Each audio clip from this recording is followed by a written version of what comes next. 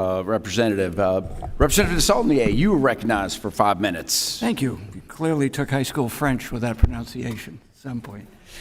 Well, I want to thank all the witnesses. I think obviously important for transparency for our kids and future generations. Ms. Kawasaki-Saka, a friend of mine, Peter Schrag, is a fairly well-known researcher on the West Coast. I'm from California, both on education and immigration. His last 2 books have been about the Pacific Rim and how important it is in a global economy and how America benefits from the diversity of immigration. But we understand we have people in the Pacific Rim who may not want us to do well in this country.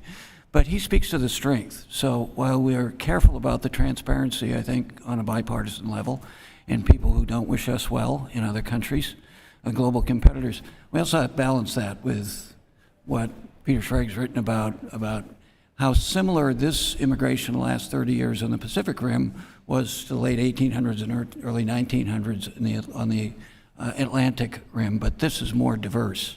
And again, in the global economy, with the 2 largest economies competing and sometimes complementing one another, in California being the 4th largest economy, what his research shows that although we have many challenges with diversity and technology, it's something to be welcomed, which seems logical to me in a global economy. Could you speak to that, the importance of the richness and acceptability of diversity, while at the same time recognizing the reality of global politics?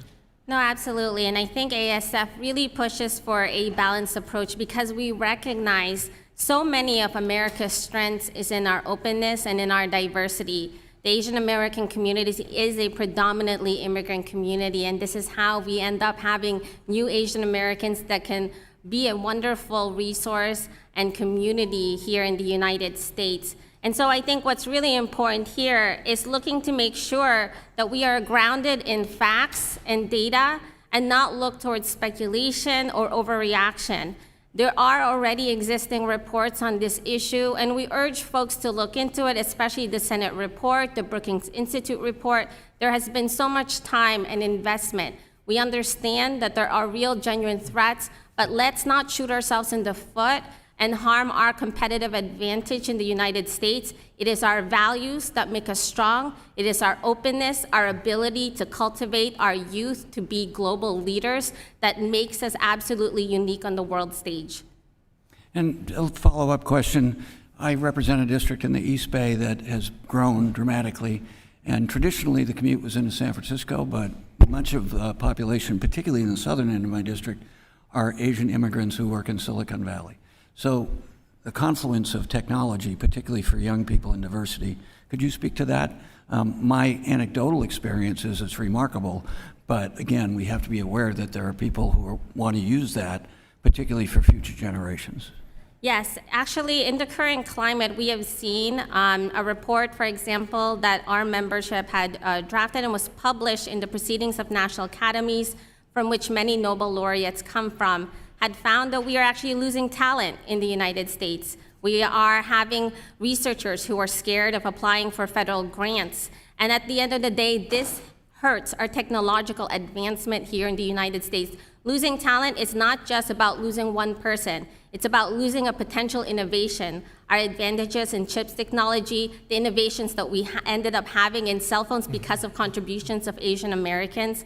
And so this is a widespread issue in our education system, in our private sector, in our academic institutions, and we need to make sure we have the right approach. We need to be data-driven in our policies, and we need to take into consideration the Asian American experience. They are the people our country needs, their contributions, their talents, and their attributes, and we hope that that can be taken into consideration. Well, I really appreciate that. I'll just finish with what my friend Peter talks about in his 2 books, about that this wave of immigration is actually assimilating faster than the European waves of immigration. So having someone who grew up on the 128 corridor in Boston and watching my parents and grandparents talk about their assimilation, Peter's research would suggest that this is actually a model, that this immigration, again, acknowledging that there's a global competition, and we, to the other witnesses and their perspective, we can't be naive about what other global competitive economies and their rulers want to do to this country. Thank you. I yield back. Mr. DeSaulnier, thank you so much.